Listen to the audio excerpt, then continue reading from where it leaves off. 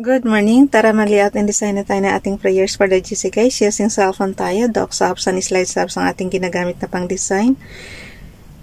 Na-layout ko na siya kaya babasahin ko na lang sa inyo. Today is 17 September 2024. Sa docs apps muna tayo para mabasa natin. Scroll down tayo yung ating files na September 2024 prayers for the GC. So, pindutin lang yung lapis para ma-edit. Today is 17 September 2024. Ang ating font is Pacifico. Size 14. Text color ay neon green. Highlight color is a little bit darker to to neon green. So, ganito itsura niya. Naka-bold, naka-italic po yan. So, yan. Fix natin yung format menu from Family GC. Yung mga gustong sumali sa Family GC, pakicontact yung aming founder, Harry B. De La Cruz, or yung mga admins, co-founder Mati, admins Roger Pacatang, Aileen Samurin, Aiki Akma, Sarah Balingan, Nanay Elsa Samarikat, ang inyong lingkod, Ralph Lion, Pagogo Vlogs. Pakisubscribe na rin sa kanilang mga YouTube channel guys. And then yung gustong magpa-member, ilagay nyo lang sa GC and then i-confirm na yan ng mga admins. So, dito muna tayo kay Princess Diane channel. Basahin ko lang. Likewise, the Spirit also helpeth our infirmities. For we know not what we should pray for as we ought, but the Spirit itself maketh intercession for us with groanings which cannot be uttered. Romans chapter 8 verse 26. Kay Ralph Lion Pagobo Vlogs naman, O Lord, our Lord, how excellent is Thy name in all the earth. Psalm chapter 8 verse 9. So, dalhin natin yan sa ating slides apps guys. Punta tayo sa slides apps. Basahin natin yung repost prayers natin doon. Pag-zoom lang at tingnan nyo naman, kinunpress ko kasi yung nasa gilid kaya hindi gaanong kita. So, i-zoom nyo lang para makita nyo siya. Zoom nyo lang. Repost prayers. Lord our God, through your Spirit, help us to live in love to you. Open our eyes to see your goodness and truth surrounding us, your children. Even in this troubled world, we look to you, Almighty Father. Protect us in these difficult times. We plead for our country, entrusting it to your care, so that love to you may be awakened. Where shall we turn except to you? Where shall we find help except in Jesus Christ, whom you have sent to us to win the victory, to subdue and end all evil in heaven, on earth, and under the earth, and so become Lord, to the glory of your name. Amen. And to become Lord, to the glory of your name. Amen. Father God, gabayan niyo po ang aming country, Philippines. Nawa magkaisa ang lahat para umunlad na po ang bansa namin. Ang hirap kasi ng ganyan, guys. Yung gustong mapaunlad ng ating government yung bansa natin. Pero ang daming mga mima lang ba? Opos dito, opos doon. Kung ano-anong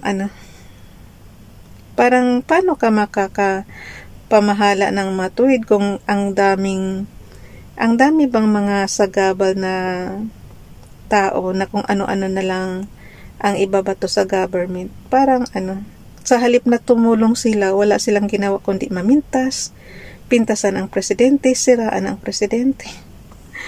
Paano naman mangyayari yung Dapat kung gusto nyo talagang mapaunlad ang bansa natin, tumulong kayo. Maghintay kayo ng year 2028 para iboto kayong presidente. Yan lang kabili. Kasi ang president natin guys is every 6 years lang. So, bakit hindi kayo makapaghintay? Bakit kailangan yung agawin ang pwesto ng presidente? Bakit kailangan yung ibaba ang presidente, binoto ng makaramihan yan? Maghintay kayo na kayo ang manalo sa year 2028. doon kayo tumakbo. Kasi kami naman, sumusunod kami kung sino yung nakaupo sa government eh. Kaya dapat makipagtulungan na lang kayo. Naku, naabutan na tayo ng oras, guys. Bilisan na natin basa dito sa isa pa. Repost prayers ulit natin. 17 September 2023. He becometh poor that dealeth with his slack hand, but the hand of the diligent make it rich. Dalawang alarm na naabutan na tayo. Ulitin ko lang. He becometh poor that dealeth with his slack hand, but the hand of the diligent make it rich. Proverbs chapter 10 verse 4. Ralph Lyon Pagubublags, but thou, O Lord, art a shield for me, my glory, and the lifter up of mine head. Psalm chapter 3 verse 3. Basahin nyo na lang din sa Biblia nyo, guys. Bible chapter. Yung nandito sa Psalms ng Bible. Psalms chapter 3 verse 3. So, screenshot na yan. On and off button lang ha, and low volume button. So, i-share natin. Wait lang. Dalhin ko lang sandali sa storage natin para kompleto na tayo. Bago natin ipasa. Yung mga ano nga pala guys, nag-update na ba kayo ng tax nyo? Sa ano? Kasi may Gmail sa akin si Google AdSense, ipapa-update yung 2024 na tax natin sa US.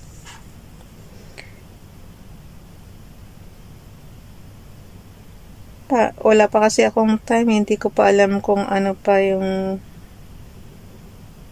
hindi ko pa mapasok-pasok yung ano AdSense, hindi ko pa mapalitan ba.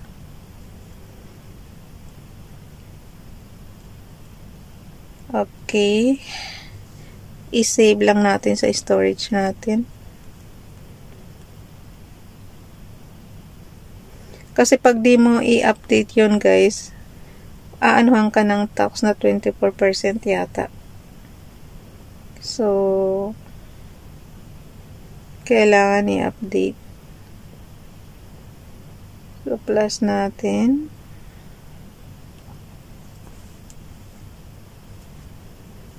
Kailangan kasi may oras eh, kaya kailangan bago mo yun fill upan, kailangan within 20 minutes matapos mo siyang fill upan.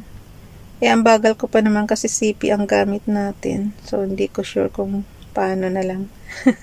Good luck. Plus, image oversells from photos. Okay. Pwede ba yung files ba natin nung nakaraan, pwede bang i-ano na lang yun, i-resubmit? Nakalimutan ko na kasi kung ano yung mga ilalagay dapat dun eh. Ito yung sinasabi, huwag ka magpa-stress. Nakaka-stress kasi isipin mo pa lang, na-stress ka na. So, sabi ni Doc Willie Ong, huwag tayo magpa-stress. Ayun nga pala no, yung mga buzzers, wag na tayong magbasa ng ng comments kung ano yung dumaan sa wall natin, lalo na sa Facebook. Ang daming guys, ang daming paninira kay presidente. Kaya nga ang ginagawa ko, binablock ko na lang eh, kaysa ma-stress ka. Sabi nga ni Doc Willie, huwag ka pa i-stress sa mga haters na yan. So, kaysa magbasa ka ng magbasa, block mo na lang. Kasi dumadaan sila sa wall mo kasi nakapublic sila. Tapos, yung sa Facebook ba natin ba, maraming dumadaan na mga puro anti-government. Puro paninira ang ginagawa nila. Kung basahin mo, mai-stress ka lang. So, gawin mo, block mo na lang para hindi na sila dumaan sa wall mo. Kasi, wall mo yan rules mo yan, diba? So, yun. Pro-government ako. Yung mga dumadaan naman sa wall ko, puro anti-government. Puro anti-BBBM. Ayaw nila maghintay ng 2028, naman. Kasi kung ganyan kayo guys, oppose kayo ng oppose sa paano uunlad ang bansa natin? Noong panahon yun, nakikipagtulungan naman kami, hindi naman kami yung tipo na, ibagsak si. Wala tayong ganon-ganon, diba? Ewan ko sila ganyan ngayon. Puro paninira. Dapat huwag na iboto yung mga ganyang tao. Magtataka ka talaga, no? yung kung sino yung mabuti, yun ang pilit ibabagsak. Yung sino yung yun ang pilit na ilalagay nila. Talaga lang. Ayaw maghintay ng 2028 para iboto ng nakakarami. Ay nako, ganyan talaga ang mundo. Kaya kung ayaw nyong ma-stress guys, sundin nyo yung payo ni Doc Willie Ong. Huwag kayong magbasa ng huwag kayong magbasa ng, kaya nagkasakit si Doc Willie Ong kasi nga yung mga haters tsaka buzzers daw niya. So ang payo niya, huwag daw tayong magbasa ng mga comments. Kaya pag dumaan sa wall nyo at alam nyo namang against sa against sa kagustuhan nyo, block nyo na lang para hindi kayo magkasakit. Mahirap guys pag kayo nagkasakit, hindi naman sila tutulong. Sila yung dahilan ng pagkakasakit mo, pero hindi naman yan tutulong para mapagaling ka. Baka nga hindi yan nagdadasal para gumaling ka eh. Kaya dapat talaga block mo na lang kaysa ikaw ang pahihirapan mo sarili mo, di ba? Alam na nga nilang pro-government ka, tapos dadaan pa sila sa wall mo. Aanohan pa ng kung ano mga salita si PBBM. Di block mo na lang sila. Kasi pagka pro-government tayo guys, kaya tayo pro-government kasi gusto nating mapaunlad ang bansa natin. Pero may mga tao talagang gusto mapabagsak si PBBM, kaya ayaw natin yan. So, naka 30 seconds na lang pala. Daldal pa ako ng daldal dito. I-ano na natin yan, share. Okay. Today is 17 September. Bilis na. 2024. Pasensya na guys. Sobrang late na naman tayo. Prayers for the Jesus from YTC's Ralph Lion Bagogo Vlogs, Princess Dayan Channel, and Princess Dayan Channel. Okay. Ako na magpasa nito. Bye everyone. God bless.